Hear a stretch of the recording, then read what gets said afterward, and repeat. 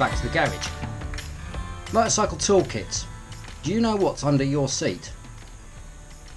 The reason I ask this question is it appears to me that modern manufacturers don't give you, as the owner, a decent toolkit.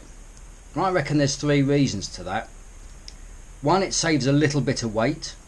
It certainly saves the manufacturer money. But three, it's almost encouraging you to go to the dealer network. With my Honda Crossrunner, I've got a small toolkit with it. Thank you, Honda, that's fine. But as it's my daily commute bike, I wanted to actually expand on it. So let me show you what I've got under my seat.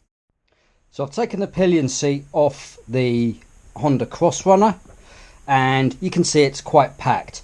I am lucky that I do have quite a large area that I can put stuff in.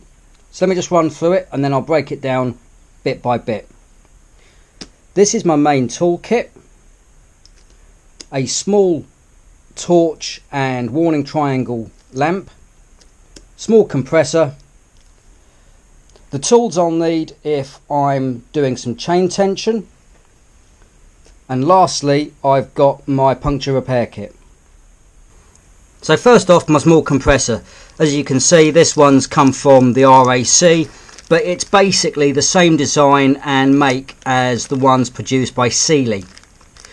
You also get a power cable with an electrical socket going to a cigarette lighter, which I do have on the bike. Next is my little lamp torch and warning triangle. It's run by, I think it's 3 AA batteries. Has a magnet on the back there, and warning triangle, torch, flashing warning triangle, off. I keep all my items in Ziploc bags because they stay on the bike permanently, even when I'm washing it, every time. So they're there all the single time. So in the main body of the toolkit, I've got a Leatherman type tool. This one's a Gerber. A magnet. Because you always find a screw or a bolt that disappears down into the depths of the bike. A small tape measure. The reason I keep that is for chain tension, and if I need to measure anything at any time, I've always got it. That is a fuse puller. This little gadget is a foot lever replacement. You've had a crash and you've broken a foot lever. How do you change gear or use the rear brake? With this, what you can do using these two Allen keys is undo the main bolt. That goes onto what's left of the arm, and then these just help pinch everything together. A selection of spanners.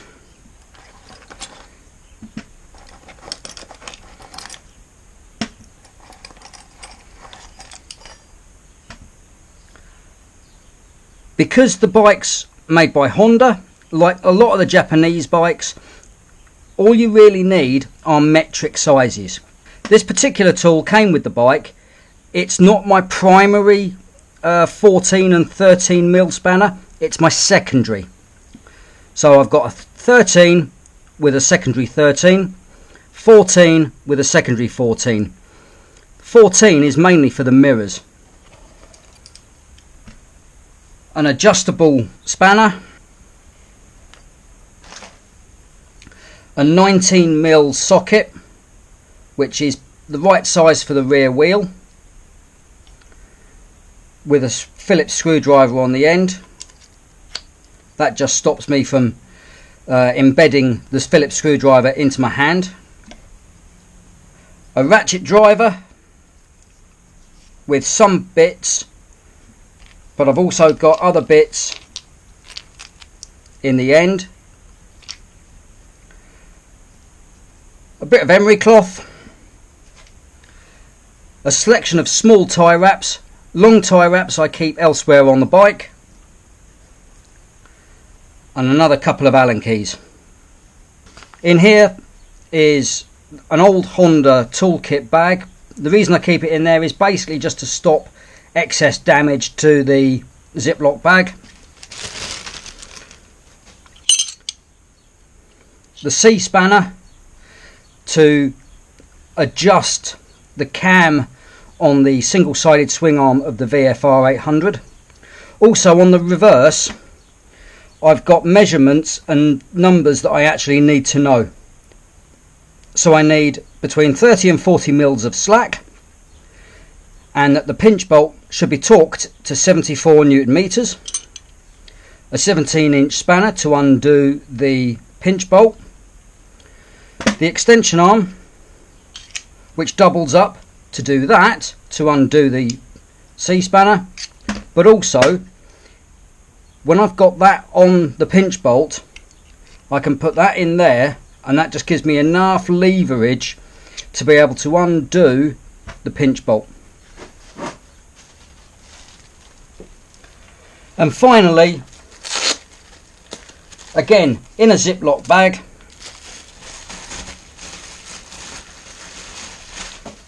an off-the-shelf tyre repair kit. This one is perfect for tubeless tyres. So I've got canisters, CO2 canisters, I've got plugs, and I've got reaming tools as well. Everything in here I need to effectively repair a puncture, and this combined with my small compressor should get me out of trouble.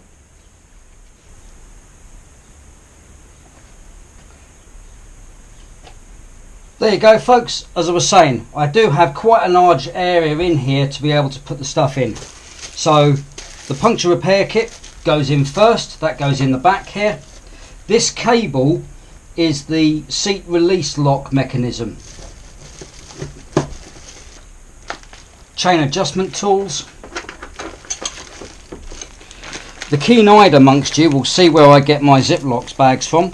They don't only make furniture and produce some rather nice meatballs, also do some quite sturdy Ziploc bags.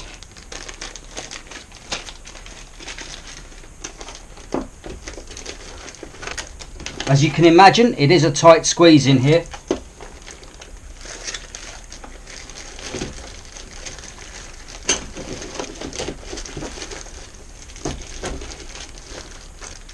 When I put the torch lamp away, I always make sure that the on-off button is facing upwards. I have had it with one of these in the past where I've had it facing downwards, and the jolting of the bike and just general riding conditions has actually activated it, and when I've actually gone to use it I've had a dead battery. And just to prove that all this lot does fit under the seat, I'll now put the seat back on.